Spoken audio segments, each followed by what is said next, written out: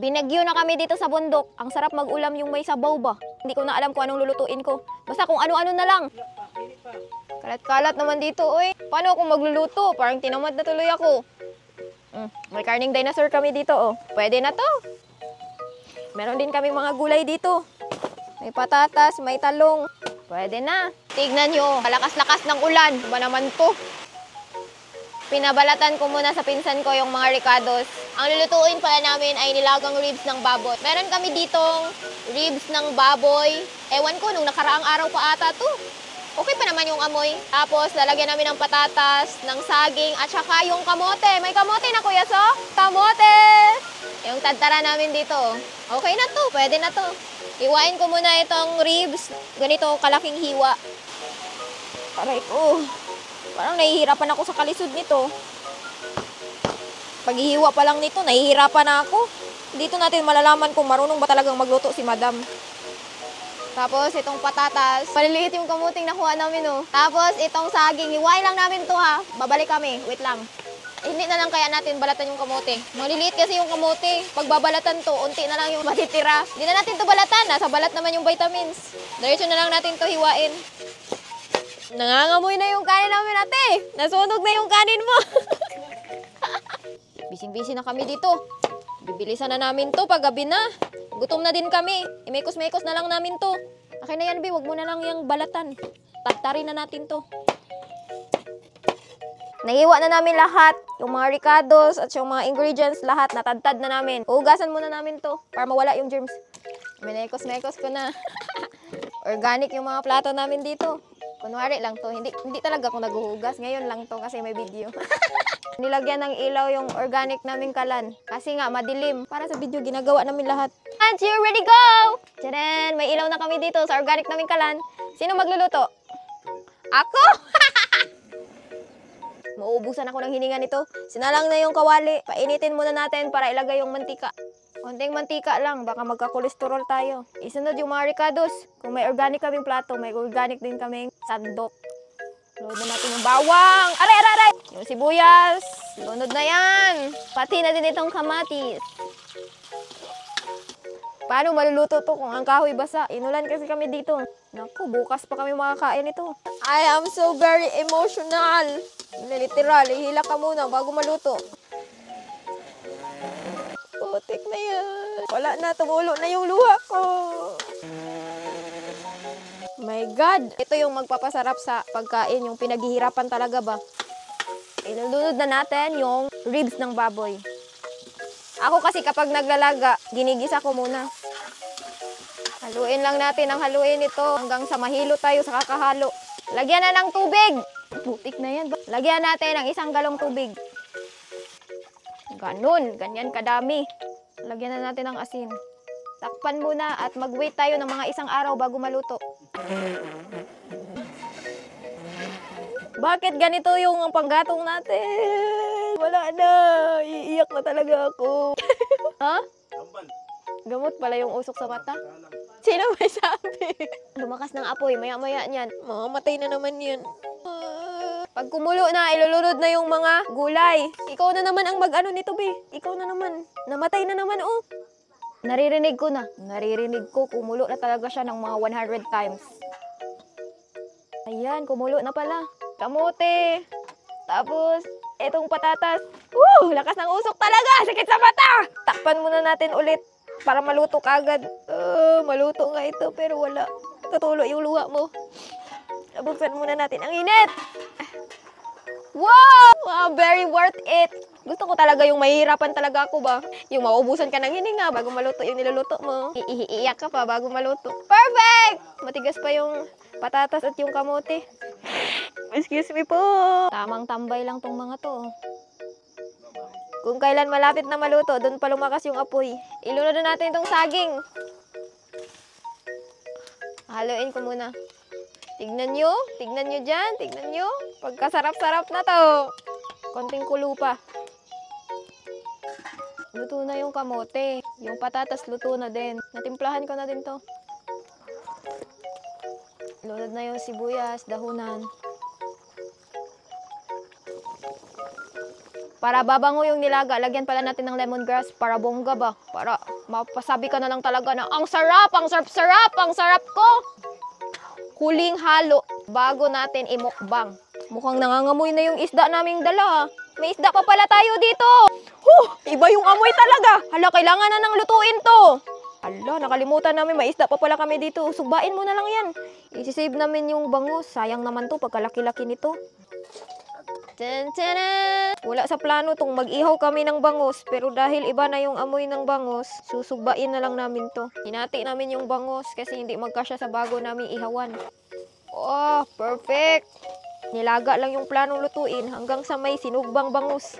Tapos, lusyonan natin yan ng marinated sauce. Pagkasarap-sarap na nito. Ala, piling ko nasunog na. Ala, perfect sa pagkasunog. Luto na to. Wow! Wow! Gisa lang muna pa.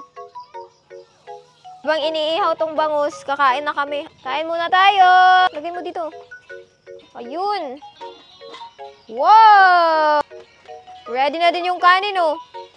Yung sausawan. May ginamos din kami dito, oh. Saging, tapos yung patatas, tapos yung kamote. Perfect! Perfect yung ulam namin sa lamig ng panahon. Umuulan kasi. Grabe, sarap! Sarap! Sarap ng ulam namin. Kain tayo! Sarap. Sarap na nilaga. Kasi matamis na maalat. Dahil sa kamote. Tapos may isda pa. Bunga ako. Sikot sa bawang. Saging. Kamote.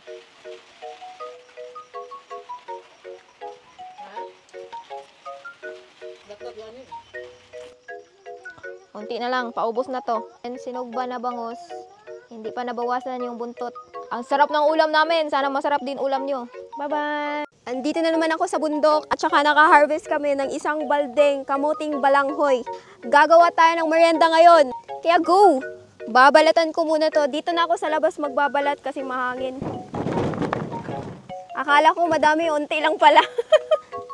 Thank you, Yum. Wait lang, hinanap pa yung itak. Yung kamuting balanghoy natin, merong maliliit at meron ding malalaki.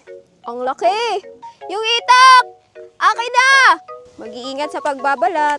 Yung color niya is puti. Madali lang naman to balatan. Yan. Tadtara namin, oh. 2x2. Mabubuhay na talaga ako sa bundok nito. Umabot na nga ng isang palangganang maliit itong nabalatan namin. Sa wakas, natapos na din sa pagbalat nitong mga kamunting balanghoy. Hugasan muna natin para mawala yung germs.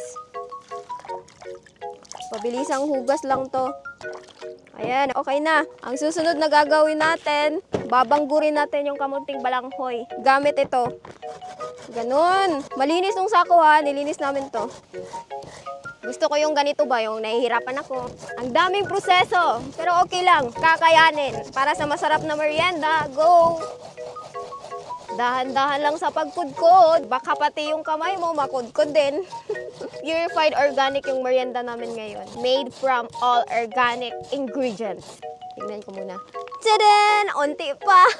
Bilisan na natin!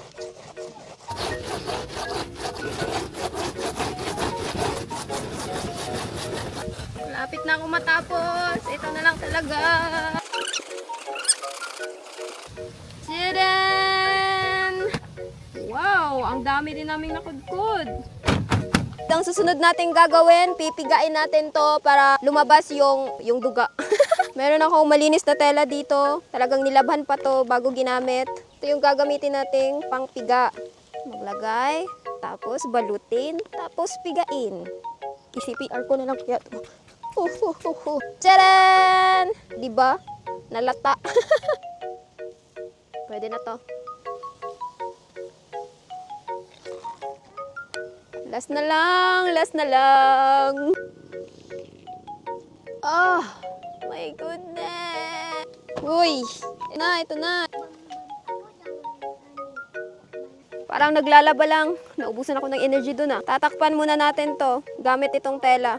Kasi mangunguha tayo ng dahon ng saging. Okay, let's go. Hindi ko abot. Wala, binugbog sarado na yung saging. Ayoko na. Meron na tayong nakuhang isang dahon ng saging. Kulang pa to. Meron na tayong dalawa. Okay na. Last na to ha. Kuha mo. Hahalubin namin to. Ano ba sa Tagalog yung halog? Ah! Mama. Okay na. Yung balahibo ko sa kamay ko nasunog. Namoy sunog. Okay na. Nagbunot na ng lubi si nanay. Putol-putulin namin to. Ganito kalaki. Kasi gagawa kami ng budbod na kamuting balanghoy. Ito yung recipe na pinamana ni Lola. Lakas ng hangin. Nagsisiliparan na yung dahon. Pupunasan ko muna tong mga dahon bago gagamitin. Habang yung uncle ko, hinahanda yung gata. Tadaan! Himayin ko muna to kasi lalagyan na to ng gata. Durug-durugin lang, ganun. Hanggang sa mukha na siyang giniling. Yung pinong-pino na talaga. Wala nang buo-buo. Dapat ganun. Ayan, kinudkod na yung niyog. Ang ganda ng nilagyan. Kawali.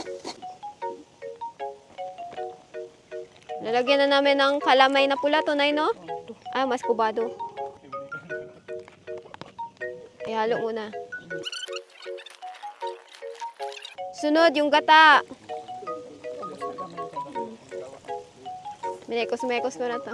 Lasang kamay na. More gata pa, more. Haluin lang ng haluin. Na-mix na lahat yung mga ingredients. Pwedeng-pwede nang ilagay dito sa dahon.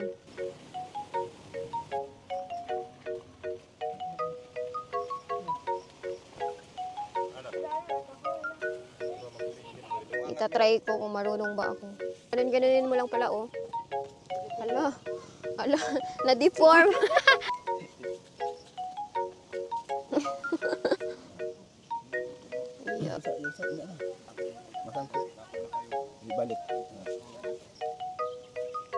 Okay. Nakagawa din ako. Perfect. Madali lang pala. Akala ko mahirap. Yan. Di pareho ng sizes, oh. Maliit yung akin. Tatali namin ng ganito, ng tigda dalawa. Gabi na. Hindi na merienda. Panghapunan na to. Eto lahat yung nagawa namin. Marami-rami din. Lulutuin na din namin to kasi paggabi na, go! Kawali yung gagamitin naming lutuan. Lalagay ko na dito.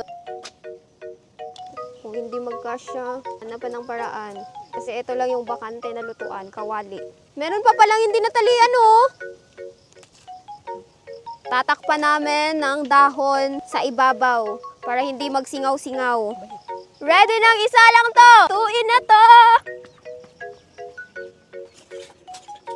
Dito na naman tayo may rapan beef.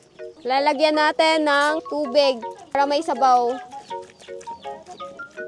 Okay na to. Tapos isasalang na. Ang bigat. Ang lakas ng usok. Dito na naman tayo. Tatakpan muna natin. Hihintayin maluto ng mga isang araw. Kukuluan muna namin to hanggang umaga. Go! Maluluto tong binubod na merienda namin kinabukasan pa. Kaya see you tomorrow. Bye-bye! Good morning! Check na natin yung budbod na niluto natin kagabi.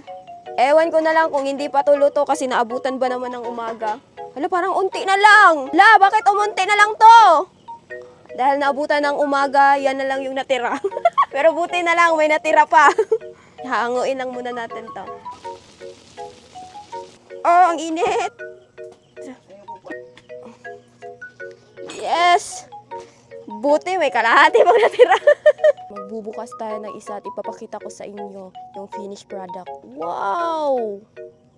Wow! Ang sarap! Eto na yung kamuting balanghoy na budbod na niluto ni Madam sa bundok.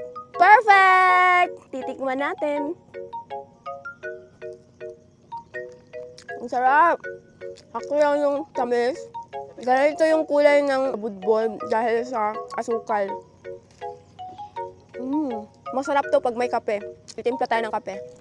Magtitimpla tayo ng Nelly's Herbal Coffee. Organic at walang halong chemical. May 3 klase yung Nelly's Herbal Coffee. Merong malunggay corn coffee. Meron ding barley corn coffee. At eto ding mangustin malunggay and corn coffee. Walang caffeine kaya healthy. Magtitimpla na tayo ng Nelly's Herbal Coffee. Easy open na din ito. Eto yung laman niya. Timplahan ko din sila ng kape.